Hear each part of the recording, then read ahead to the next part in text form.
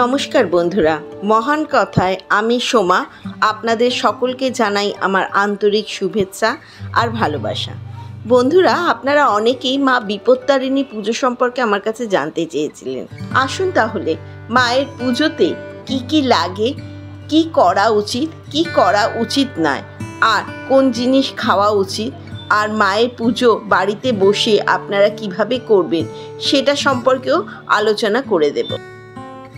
মা বিপত্তারিণী পুজোতে যে ডোর পড়া হয় সেই ডোরেরই কি মাহাত্ম্য আছে সেটা সম্পর্কেও আলোচনা করব। সেই কারণেই ভিডিওটা স্কিপ না করে সম্পূর্ণ ভিডিওটা দেখুন, তাহলে অনেক জরুরি তথ্য আপনারা জানতে পারবেন। আর যদি ভিডিওটা ভালো লেগে থাকে তাহলে লাইক, শেয়ার আর কমেন্টে জয় মা বিপত্তারিণী লিখতে একদম ভুলবেন না। প্রতি বছরই আষাঢ় মাসে রথযাত্রা আর উল্টো রথযাত্রার মধ্যেই যে শনি বা মঙ্গলবার পড়ে সেই দুটি দিনেই এই বিপত্তারিণী পুজো হয়ে থাকে। কথিত আছে এক রাজা স্ত্রী এক চণ্ডাল কন্যার প্রাণ বাঁচাতে এই ব্রত পালন করেন এবং বিপত্তারিণী মায়ের কৃপায় সেই চণ্ডাল কন্যা রক্ষা পায়।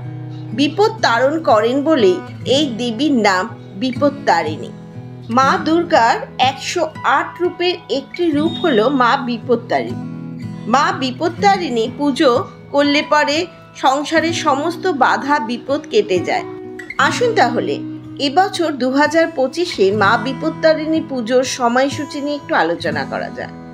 এবছরে 28শে জুন 2025 ভোর 4:45 থেকে সন্ধে 6:09 পর্যন্ত, যা কিনা 13ই আষাঢ় শনিবার প্রথম বিপত্তারিণী পুজো পড়েছে। দ্বিতীয় ব্রতের সময়সূচি হল 1 জুলাই 2025 16ই আষাঢ় মঙ্গলবার ভোর 5:30 থেকে সন্ধে 5:09 পর্যন্ত। ব্রত পালনের নিয়ম: ব্রতের আগের দিন একবেলা ভাত খাবেন, কিন্তু কোনো রকম আমিষ জাতীয় খাবার খাবেন না, পোড়া কিছু খাবেন না, যেমন রুটি না খাওয়াই ভালো। সেই দিন চেষ্টা করবেন লুচি বা পরোটা খেতে।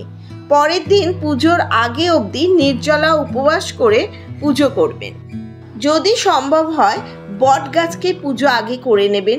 বট গাছে সমস্ত দেবতার বাস, তাই মায়ের পুজো করার আগে বট গাছে পুজো করে নেবেন। চেষ্টা করবেন মায়ের পুজো লাল শাড়ি পরে করতে, কেননা মা খুব লাল শাড়ি পছন্দ করেন। যদি বাড়িতে পুজো করবেন মনে করেন, তাহলে সকাল সকাল স্নান করে নিয়ে যেখানে পুজো করবেন সে জায়গাটাকে একটু গঙ্গা জল ছিটিয়ে নেবেন। আর তারপরে যদি ঘরে মায়ের মূর্তি থাকে বা ফটো থাকে, একটা লাল চেলির ওপরে বসিয়ে তারপরে মায়ের ফটো বা মূর্তিটা বসাবেন। মায়ের সামনে ঘটে রেখেও পুজো করতে পারেন, বা অনেকে ঘটে পটেও পুজো করে। ঘটের ওপরে পান সুপুরি দিয়েও পুজো করতে পারেন। প্রথমে গণেশ পুজো করবেন, তারপরে ভোলেনাথের পুজো করে নেবেন, তারপরে মায়ের পুজো করবেন। পূজার সামগ্রী: 13 প্রকার ফুল, বট পাতা যদি বট পুজো করেন, চিরুনি, সিঁদুরদানি, লাল পাড় সাদা শাড়ি, সিঁদুর, আলতা, কলা, নারকেল, লাল সুতো, প্রদীপ, ধূপ, ধুনো, দূর্বা। ভোগে 13টি লুচি নিবেদন করতে পারেন, 13 রকমের মিষ্টি, 13টি পান সুপুরি, 13টি গোটা এলাচ, 13টি গোটা লবঙ্গ দিতে হবে।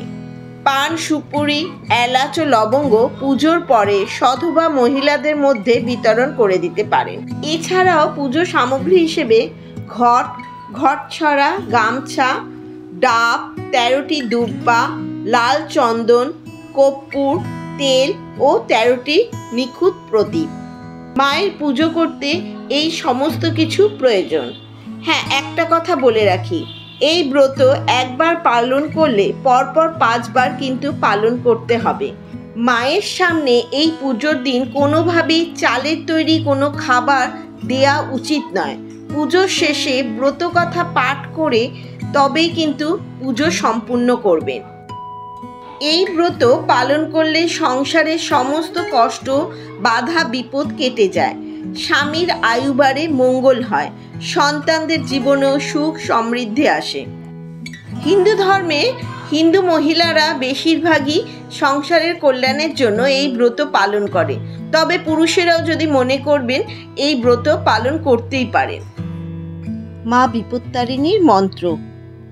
পুজোর শেষে মায়ের মন্ত্রটা পাঠ করবে, ওং বিপত্তারিণী সাহা। 21 বার অন্তত এই মন্ত্র জপ করবেন। ভক্তি ভরে নিজের মনস্কামনা জানিয়ে মা বিপত্তারিণী পুজো করলে পরে সংসারে যত বাধা বিপদ সমস্ত দূর হয়, আর সংসারে স্বামী সন্তান সবাই ভালো থাকে। এবারে আসি মা বিপত্তারিণীর ধাগা বা ডোর বাঁধা কি নিয়মে বাঁধা হয় সে সম্পর্কে আলোচনা করি। এই লাল সুতো যা কিনা 13টি গিট দেয়া হয় এবং 13টি দুব্বা বেঁধে দিয়ে নাম গোত্র সংকল্প করে পরানো হয়। ডোর বানানোর সময় নাম গোত্র বলে তবে ডোরটি বানাবেন, আর ডোরটি যখন হাতে পরবেন 13 দিন অন্তত হাতে বেঁধে রাখবেন। 14 নম্বর দিনে ধাগা খুলতে পারেন, যেখানে সেখানে এই ডোরটি ফেলবেন না, গাছের গোড়ায় বা নদীর জলে ভাসিয়ে দিতে পারেন। যদি অসুবিধা না থাকে তো পরেও থাকতে পারেন। এই ডোর পরার পর যদি কেউ অশুচি হন তো ভয় পাবার কোনো কারণ নেই। এর নিয়ম অবশ্যই সব পরিস্থিতিতেই পালন করতে পারেন, কিন্তু ওই সময় মায়ের মন্দিরে যাবেন না। এই দিন কি করবেন আর কি করবেন না। যেটা করবেন, যদি মনে করেন নির্জলা উপোস থাকবেন তো থাকতেই পারেন, আর যদি কেউ নির্জলা না থাকতে পারেন তো তারা চেষ্টা করবে মটর ডালে মিষ্টি ও ঘি দিয়ে সেদ্ধ করে খেতে পারেন।